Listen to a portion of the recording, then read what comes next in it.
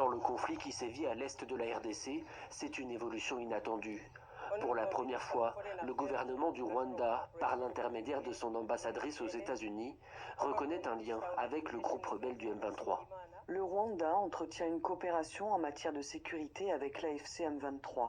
Selon l'ambassadrice, appelée à témoigner devant la Commission des Affaires étrangères de la Chambre des représentants américaine, cette collaboration sécuritaire vise à protéger la minorité Tutsi, à prévenir les menaces transfrontalières et à empêcher la résurgence d'un génocide. Bien que le soutien de Kigali au groupe armé du M23 soit documenté, notamment par l'ONU, les autorités rwandaises ont jusqu'ici nié toute implication auprès du mouvement rebelle.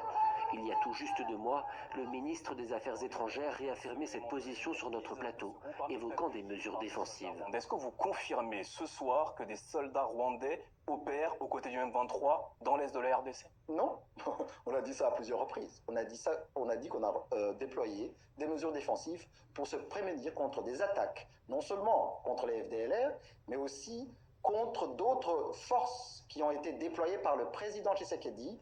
Alors est-ce un changement de cap dans la doctrine diplomatique de Kigali? La question reste ouverte, car l'emploi du terme coopération par l'ambassadrice rwandaise aux États-Unis n'a fait l'objet d'aucune confirmation officielle, ni de la part du M23, ni des autorités de Kigali que nous avons sollicitées. À Kinshasa, cette déclaration est tout de même perçue comme une victoire symbolique après des années d'accusations d'ingérence. La vérité a finalement triomphé, les masques sont tombés, et le Rwanda reconnaît son implication directe dans les actes d'hostilité perpétrés en République démocratique du Congo. Pour le gouvernement congolais, l'enjeu est majeur. Une officialisation de la coopération Kigali M23 pourrait renforcer sa position et lui permettre de réclamer davantage de sanctions internationales contre le Rwanda.